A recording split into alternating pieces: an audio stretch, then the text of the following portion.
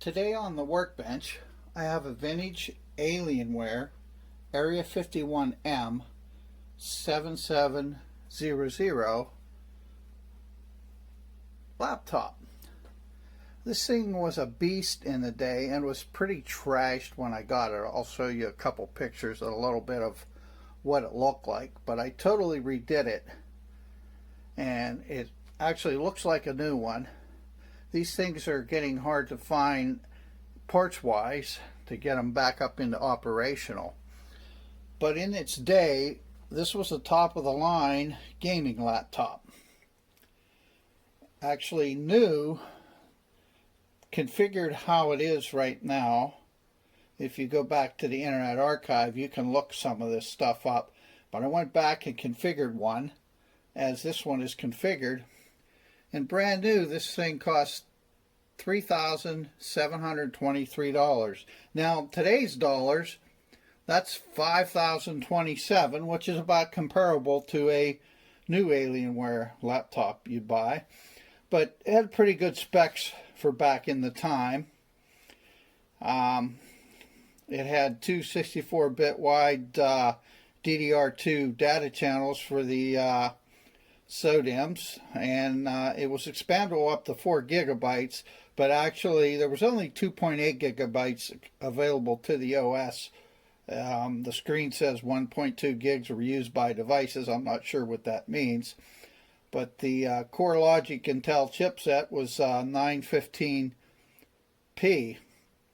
and this one has the WUXGA screen, which is 1920 by 1680, and it has a factory NVIDIA GeForce 7800 GTX video card that featured at the time 256 megabytes of GDDR3 RAM with of course not as good as today's standards, 24 pixel shaders, 8 vertex shaders, had 24 texture mapping units and 24 raster operation pipelines in it. And that GPU was capable of operating at 440 megahertz, while its memory ran at 550 megahertz. It included PCI Express 16 with full DirectX 9 support. There were options that came with this. You could order an optional external USB floppy drive, which I don't have. It had provisions for 2 hard drives. Now, the nice thing about this, you could either run serial ATA or parallel ATA laptops, drives in this thing. Now, that was just with a cable change. Now, right now in this, I have the serial ATA cable, and actually I am running that adapter with the compact flash card for the main drive where everything is stored. This is the cable. Now, this would have been if you were going to use the parallel ATA drives. It's just a simple cable change, and I think it had to do with the Promise Technology hardware drivers in there, because this also supported a RAID configuration if you wanted.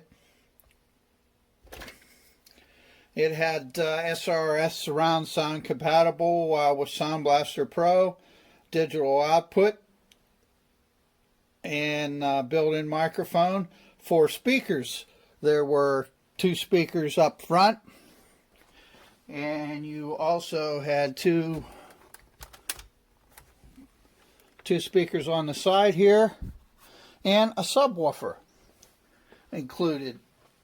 Mounted, the port shoots out the bottom and the side of the PC.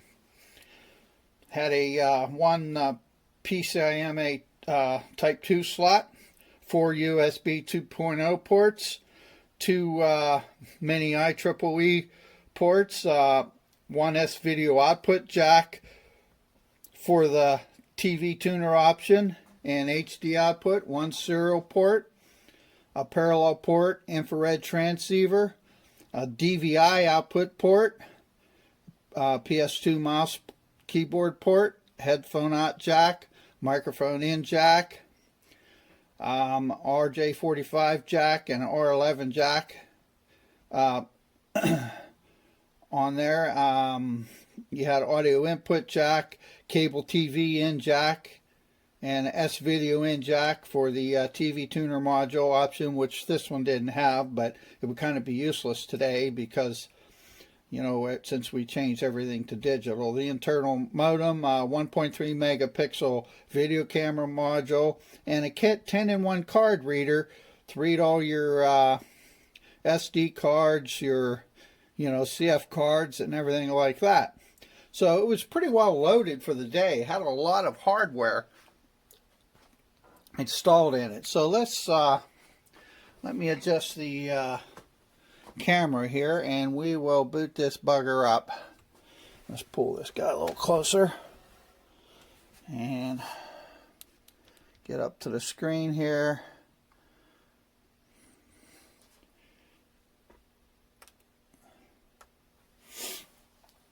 And also I have Puppy Linux running on here in a container file, obviously, in case we wanted to jump on the internet without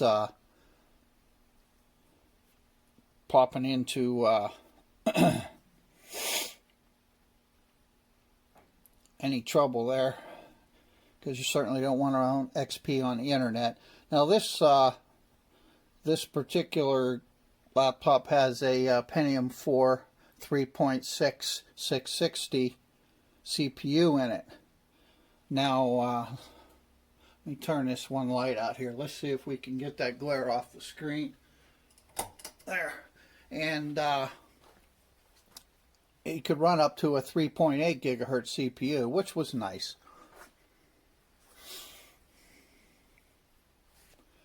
Let's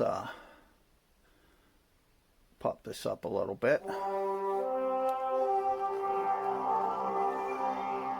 Give you a little better view.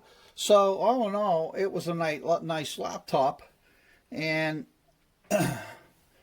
oh yeah, we have the nice Alienware eyes on the back of the screen there. How about that? I closed the screen and she went to sleep. Shouldn't have moved it like that.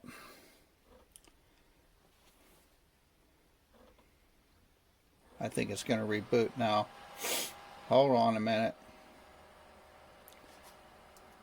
There we go. Now we're back. We're back. So, I don't know how this compared back then. Actually, I don't remember as far as speed for gaming. But I know one of their brags was the U.S. Army used these laptops in some of their field work because supposedly they were top of the line of the day. And it seems like it wasn't too far in the future after this, a lot of manufacturers started making high-end laptops. But actually, here's a picture of the top. When I got this, you can see it's pretty well scratched and beat up. It was gouged. There's the palm rest. It was kind of sort of had a blue color there, but we fixed that. We put this nice gray color to match because that was actually one of the colors that came. So this one's running XP Pro Media Center, which was one of the options of the day. And let's look at how this might have compared to other computers of the day. Now I put in some old software here. Let me pull some screenshots up. First, interesting, from the website, blew away the competition. I'm not sure how far it blew away the competition, but evidently they were bragging that it did. And if you look at the configuration, how this configured, you can see I did a screenshot after I configured it how this one is, and $3,723 of the day. So let's look at the CPU, how it compared for processors of the day. I did put the old SandraSoft software on here from back then, and of course you can see the top row. What Sandra shows is the benchmark wise, compared to the second one is an AMD Optron, and there's another Pentium 4C running at 2.5 megahertz and so forth. So you can see in the tier this was kind of like top of the line, and I think Sandra did a little graphics test, so speed wise you can see on the screen there. But I put in Passmark 05, and as I say, I don't remember how these guys compared to other PCs, and I don't remember any of the benchmarks from back then. I suppose you could look all that up, but I did also in my desktop computer. Now it's about 5 years old. It has an AMD 810 7800 or 7890K with that runs at 4 gigs with Radeon R7 graphics built into it, and an ASRock A88 MITX board, which was about the same vintage, first quarter of 2016. But it suffices everything for me right now. But I also ran the same Passmark software benchmark at the same screen resolutions just to see differences since then. So let's see, let's expand this a little bit so you can see that a little better. Now this computer itself, now the settings that first setting, I did 2 screen resolutions. As you can see, first test was 1024 by 768, and the anti-aliasing had set for 4 sample. That's as high as it would go here, and the filtering optimal. So you can see the 3D marks were 5,907 at that particular resolution. Now on that A10 CPU, about 5 years old from today, I did the same test with exactly the same settings, and of course we're looking at just a comparison. We have 11,620 3D marks, and of course we're running Windows 10, which is a bit faster than XP, but I was just curious just to see comparison there. So let's look at the full screen resolution on this laptop, which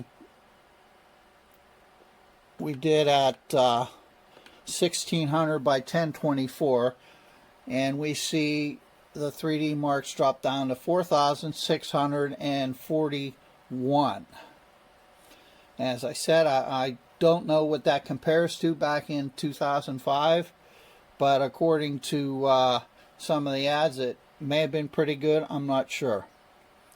And again, we look at our A10. It's that resolution on our desktop. That was dropped down to 8,451. So that, again, that was our desktop PC. So gives you an idea just how this thing performed, and that's about it. Other than that, it's a nice laptop. The dang thing's heavy. The power brick weighs, my goodness. This power brick is, this guy here weighs a couple pounds in itself. It's a 11.5 amp output to run that power hog of a 3.6 gigahertz Pentium 4 CPU and the NVIDIA card in there. And the last thing I wanted to do is mention that you guys have any questions or anything, give me a comment, let me know. Need any help refurbishing these things and want to know what I did, how I did it. But I seem to be getting a collection of old vintage laptops because I love old hardware. You guys know that. So before we go, I guess to give you a sense and a feel for what things look like, I'll run the Passmark demo. Now this was Passmark 05. Let's see where we at here. Oh yeah, I do have the Alien GUIs installed on here, as you noticed from. But let's fire this guy up, and we'll run the 3D Mark. This is going to take about 10 minutes, so if you want to scroll ahead, cancel this video, or just have a look-see, just to see what it looked like back in the day. And let's run the demo, which will take about 10 minutes.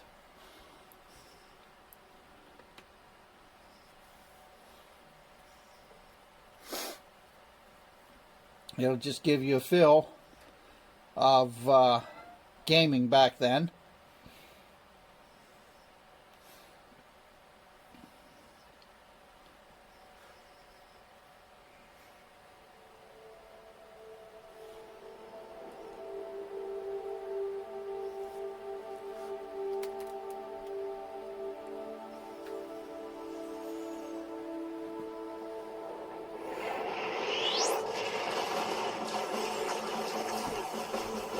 See if we get a little more brightness. We'll shut this light out over here.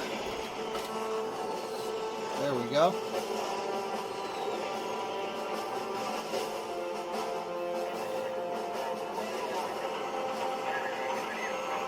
There are 3 benchmark tests on this demo.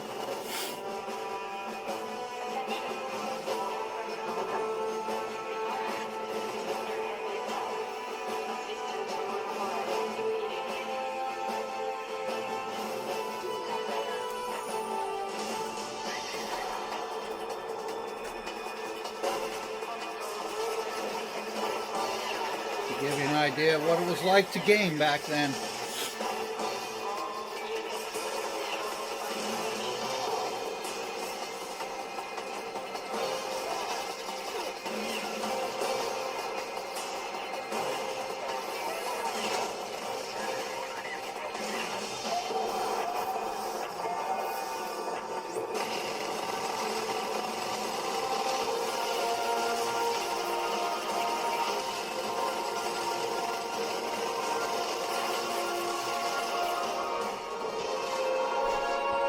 The frame rate running in full screen on this when running the Passmark,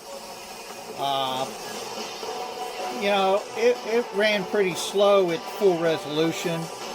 Kind of was down to like 20 frames per second, but running it at 1080 by 768, the frame rate went up to about 43, which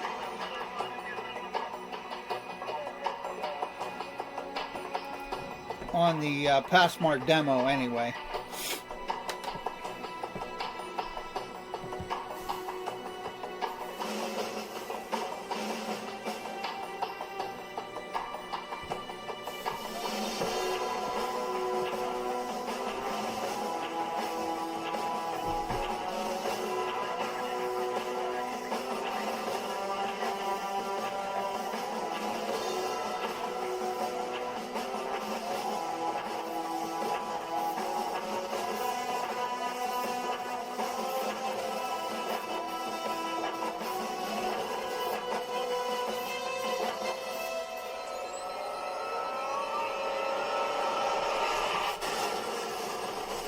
As I said, I have a collection of these old laptops. I have another Alienware laptop I haven't quite finished yet. It's from 2009.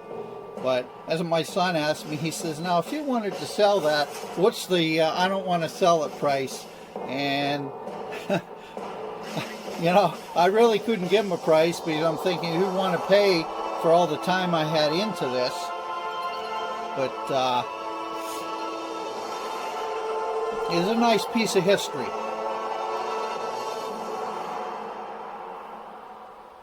That was. Let's pop into the BIOS.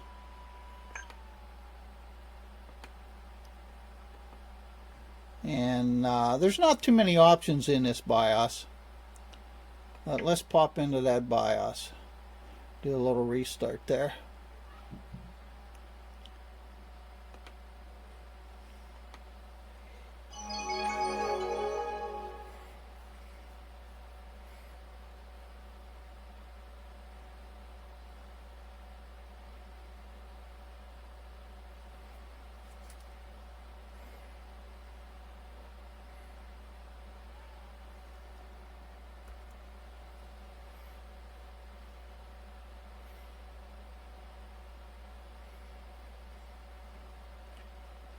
You notice the right there, the compact flash card is running at Ultra DMA 7, where the hard drive in there is running at 6.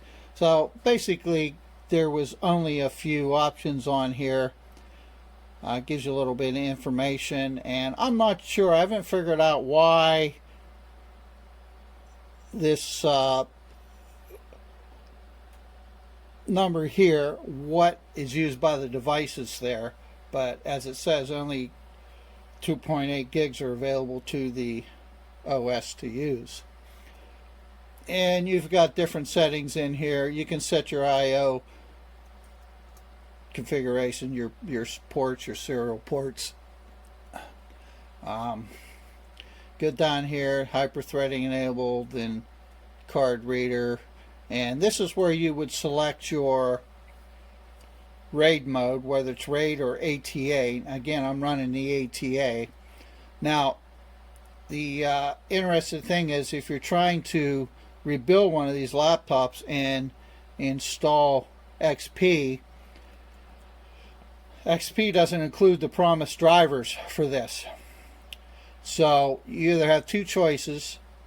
You have to have an external floppy, which I didn't have, or you can use a program called Nlight, which I did, and I took my copy of Windows XP Media, and what it does is it can slipstream anything onto that and make a new ISO and file, and so you burn that to CD or disk, and you have a new installed disk for XP, which included those drivers I needed. Security, and then boot. A lot of boot functions. You can add, whatever you wanted to boot there. In this case, I have it set for USB. Have it set for the CD drive, which actually this has two CD drive bays. You could put two drives in there for whatever reason. There's the SCSI, the SATA 378. That's the that promise, and that's the primary drive. You can see down here I could boot from the secondary drive if I wanted to, and that's about it. So on that note, if you have any questions, or if you have any questions on how to restore one of these, or if you have an old one you would like restored, just send me a comment or contact me. The email is electricroo@gmail.com. So have a good day.